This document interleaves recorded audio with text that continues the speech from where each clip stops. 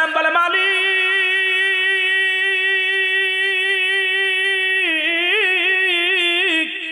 আমি মুসা আলাইহিস সালাম জালেমদের অন্তর্ভুক্ত কিছু তুমি আমারে ক্ষমা করে দাও।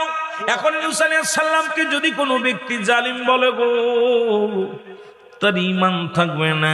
কখন বললেন মুসলমান শুনে নাও, মুসা আলাইহিস সালাম যখন সমুদ্রে পড়লেন অত ওয়াজ করতে গেলে সময় পাবো না বাবা, থাক ওই পর্যন্ত। কিন্তু আমার আপনার নবী কান্দে কি বইলা শুই না নেন। আবার নবীজি উম্মতিদের বলে উম্মতিরা রে তোমাদের কাজকে আমি একটা ব্যবসা শিখায়া দিব। ব্যবসাটা কি? নবীজি বললেন আমার ব্যবসাটা হলো তোমাদের যাদের পিতা মাতা দুনিয়ার মধ্যে জিন্দা আছে বাড়িতে যে একবার সালাম দিবা আসসালামু আলাইকুম মা, আসসালামু আলাইকুম বাবা, তোমার আমল নামায় একটা কবুল আজের সব লেখা হয়ে যাবে। সাহাবীরা চোখের পানি ছেড়ে কাঁদে।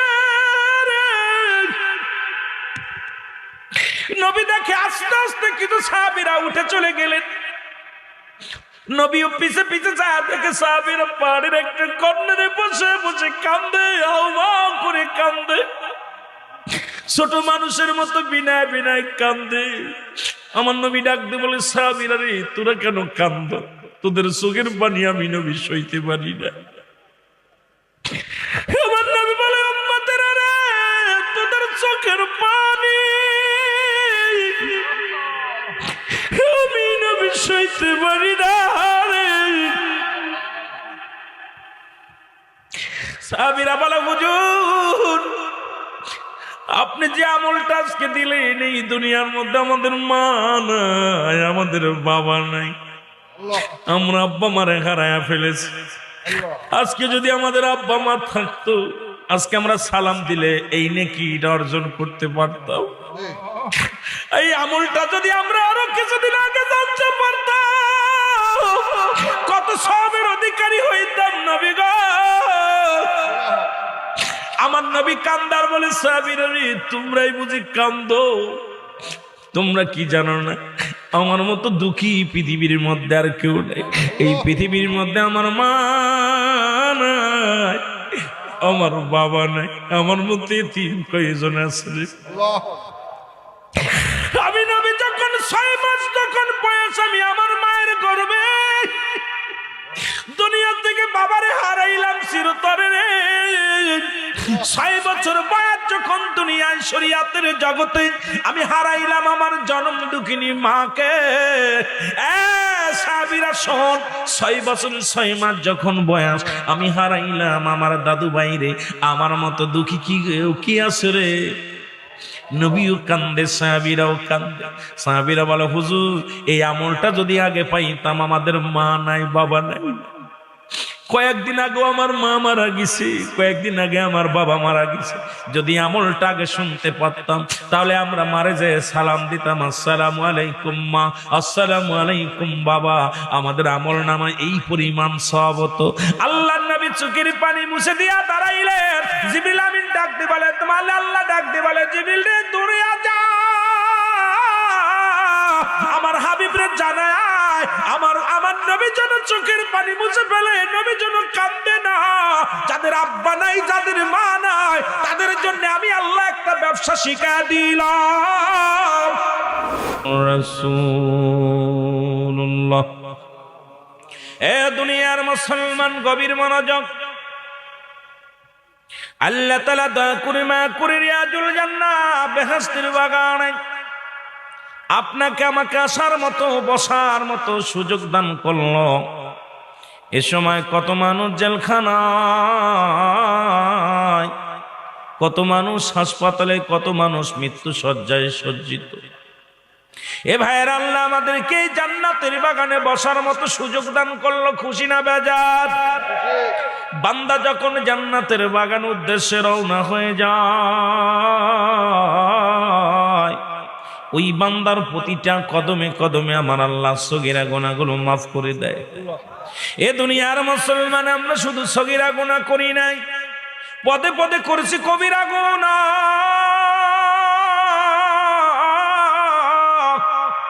নামাজ ছেড়ে দিয়া কবিরা গুনাহ, বাজান রে মিথ্যা বলা কবিরা গুনাহ, বেগানা মহিলার সঙ্গে দেখা দিয়া কবিরা গুনাহ, বেগানা পুরুষের সঙ্গে দেখা দিয়া কবিরা গুনাহ। আজকে এই গুনার মধ্যে জড়িত আছি। আল্লামা কুতুবী রাহমাতুল্লাহ বয়ান করে, দুনিয়ার মানুষ শোনো, এত গুনাহ করেছো, যদি কেউ জান্নাতের বাগানের সংবাদ শুনতে পাও, ওই জান্নাতের বাগানখানা আঁকড়ে ধরে আল্লাহর দরবারে খাস তওবা করিয়া বান্দা যখন কবরের ভয়ে, জাহান্নামের ভয়ে চোখের পানি ছেড়ে আল্লাহ বলে ডাক দেয়, আমার আল্লাহ বান্দার জীবনের দুনিয়া গুনাহগুলো মাফ করে দেয়। জোরে বলেন সুবহানাল্লাহ। এটা সুযোগ আসছে। হায় হায়, একটা সুযোগ। আজকে আমাদের কপাল ভালো, আজকে এলাকার মানুষ টাকা খরচ করে একটা জান্নাতের বাগান বানাইছে। আমরা যারা পাপী আছি, এই পাপীর দলেরা এই জান্নাতের বাগানে বসে যদি চোখের পানি ছেড়ে কাঁদতে পারি, আল্লাহর ভয়ে, কবরের ভয়ে, জাহান্নামের ভয়ে, বান্দার এই চোখের পানি পড়তে না পড়তে আমার আল্লাহ জিন্দেগির গুনাহ মাফ করে দেয়। সুবহানাল্লাহ বলেন। এই সুযোগটা কি আর পাওয়া যাবে? এই সুযোগ আর আসবে না। কারণ মদিনার মাটিও মাটি, বাংলাদেশের মাটিও মাটি।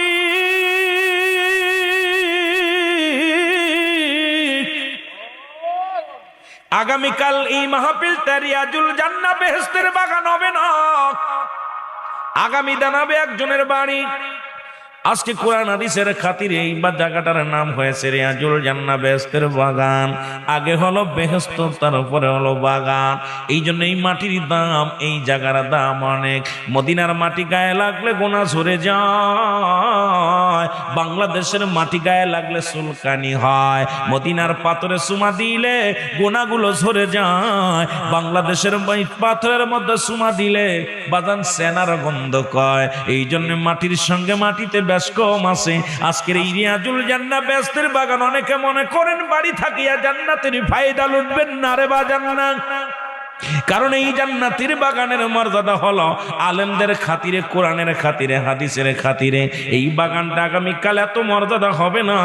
এই বাগানে যত গুনাহ নিয়ে বসবো, আল্লাহ যেন আমাদের মাসুমের মাসুম বানায় দেয়। জোরে জোরে চিল্লায়া বলা যাবে না আল্লাহু আকবার।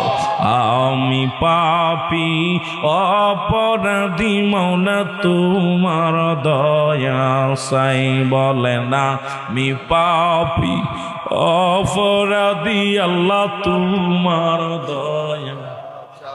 এর তুমি যদি না করো দয়া,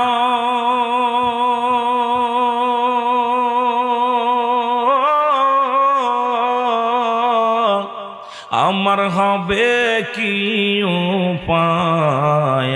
আমি পাপী অপরাধী, মাওলা তোমার দয়া চাই।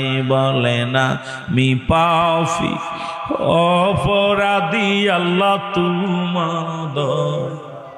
এ দুনিয়ার মুসলমান,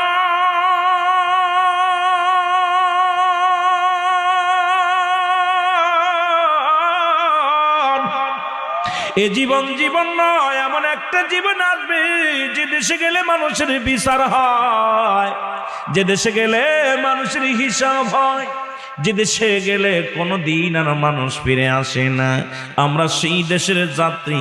পৃথিবীর মধ্যে আসার একটা সিরিয়াল আছে, যার কোনো সিরিয়াল নাই। দেখা যায় সন্তানের লাশ বাবার কাঁধে, বাবার লাশ সন্তানের কাঁধে, দাদার লাশ নাতির কাঁধে, নাতির ঘরে দাদার লাশ। এই পৃথিবী বাজান আসার সিরিয়াল আছে, যার কোনো সিরিয়াল নাই। কখন যেন দুনিয়া থেকে চলে যায়। সদা সর্বদাই কানবেন আল্লাহ, আল্লাহ আমাদেরকে তুমি মাফ করে দাও, আমাদের গুনাহগুলো মাফ করে দাও। এ দুনিয়ার যুবক বন্ধুরা, 50 বছরের জিন্দেগি পাইয়া কতই না রং তামাশায় কাটাইলা, এখান থেকে আসার সম্ভব হবে না। এই জন্য বেশি বেশি কাঁদবা, দুনিয়ার মধ্যে চোখের পানিগুলো ছিঁড়ে ছিঁড়ে কাঁদবা। এই রং তামাশের যা দুনিয়াটা নয়। এই রং তামাশা করবে কারা? ইহুদি, নাসারা, খ্রিস্টান যারা রং তামাশা করবে, যারা জাহান্নামী পাত্রী যারা, একমাত্র চোখের পানি ছাড়বে কারা? আল্লাহর জান্নাত অপেক্ষা করছে যাদের জন্য। এই দুনিয়ার মধ্যে কষ্ট করবে তারা। জোরে বলেন ঠিক কিনা? একটু মহব্বতের সঙ্গে দুরূদ শরীফ পড়েন আল্লাহুম্মা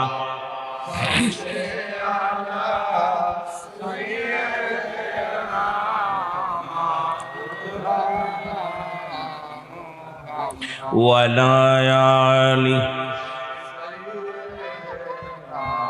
মাওলানা। মহব্বতে বলেন আল্লাহুম্মা সাল্লি সাইয়্যিদিনা মাওলানা মুহাম্মদ ওয়ালা আলি মাওলানা। এ যুবক ভাইরা, চোখের পানি ছেড়ে কান্দ। কোন বয়সে মারা যাবা, বৃদ্ধ হয়ে মরবা, কেউ বলতে পারি না। ও দরদি বন্ধুরা, 20 বছর বাঁচবো কেউ বলতে পারি না। কখন যেন মালাকুল মউত চলে আসে, ধরা পড়ে যায়। আজকে অবস্থা খুব কাহিল রে বাবা। চারিদিকে ইমান হারা ষড়যন্ত্র চলে, ইহুদিদের চক্রান্ত, অমুসলিমদের চক্রান্ত। শুধু বাংলাদেশ নয়, গোটা পৃথিবীর মধ্যে মুসলমানরা যেন ইমান হারাইয়া যেতে পারে। ইমানের বড় দাম, ইমানের বড় দাম। মানব জীবনের অমূল্য সম্পদের নাম হলো ঈমান। ব্যক্তির জীবনের অমূল্য সম্পদের নাম হলো রূহ। রূহবিহীন যেমন বডির কোনো মূল্য নাই। আল্লাহু আকবার বলেন। রূহবিহীন কোনো বডির মূল্য নাই। আপনার বডি দেখতে ভালো, বাতাসটা ঢুকছে আর বাহির হয় নাই, এই বডির আর কোনো মূল্য নাই।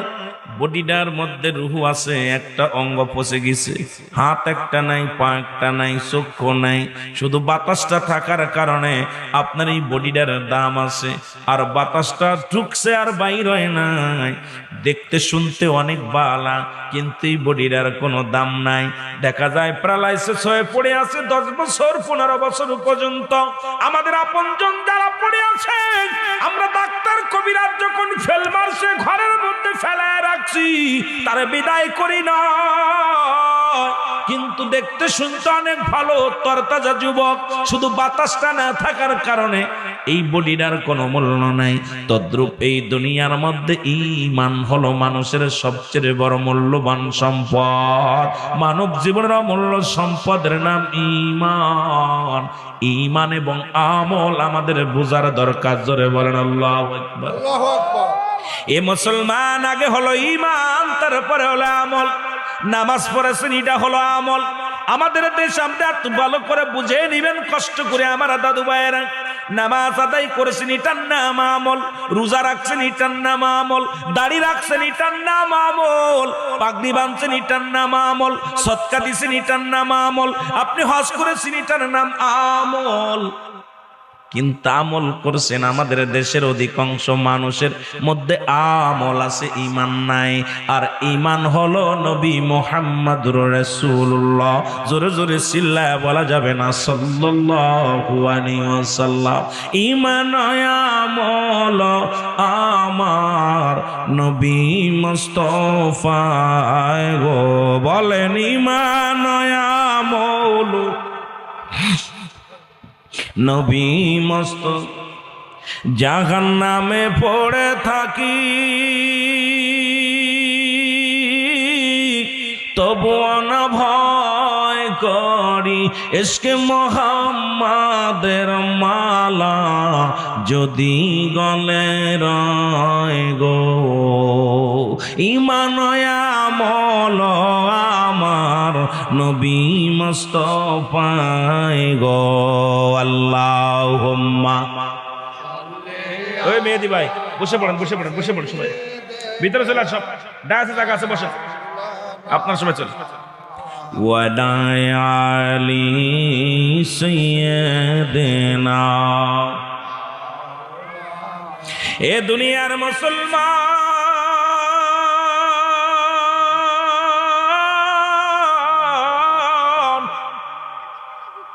আমার দাদু ভাইয়ের দিলের কান্ডা লাগা শুইনালাম। একটা হলো আমল, একটা হলো ঈমান। আল্লাহু আকবার। যদি সময় থাকে তো একটু থাকেন। আমি আল্লাহ আছি, আমি আছি, আমি আছি। আমিন বলেন, আমিন বলেন। আমিন। আল্লাহ হায়াতের মধ্যে বরকত দান করুন, আমিন বলেন, আমিন। আমাদের এমন নেতার দরকার যারা ইসলামকে ভালোবাসে, রাসূলকে ভালোবাসে। নবীজির মহব্বত যাদের অন্তরে নাই, তার ঈমান বলতে কিচ্ছু নাই। নবীর কথা শুই না যার প্রাণ কাঁদে না, কথা বুঝেননি? নবীর কথা হুই না যার মন ছটপট করে, যে দূর যাইতে সে তো ঈমানদার হতে পারে না। আল্লাহ প্রধান অতিথি, আল্লাহ তার হায়াতের মধ্যে বরকত দান করুক, জোরে বলো না আমিন। আমি বলতেছিলাম ঈমান এবং আমল। আজকে ঈমানের নাম, ঈমান আছে অনেকের, আমল নাই, আমল আছে ঈমান নাই, ঠিক কি না? ঠিক, আছে না? ঠিক। বাজান রে, ঈমান ঠিকই, যদি নবী মানার নাম, নবী মানো, নবী মানিয়া আমল করো, তবে তুমি কামিয়াব হবা। বর্তমানে এই ফিতনার জামানায় আমি ছোট্ট একটা আয়াত পড়ে, কোরআনের একটা সূরা পড়েছি, সূরা ইখলাস। এই জন্য পড়েছি, কিসের জন্য পড়েছি শোনেন। ইহুদিদের চক্রান্ত। ইহুদিরা বলতেছেন এই কোরআনের ছোট সূরাটার নাম ইখলাস, এটা হলো জাল। এই জাল সূরাটা পরিত্যাগ করো মুসলমান। আর মুসলমানদের কিছু আলেম যারা আমলে বিশ্বাস, ইমানে বিশ্বাস না, তারা বলতেছে বাজান এই সূরাটা জাল, কোরআনের অধিকাংশ আয়াত জাল আছে। জোরে জোরে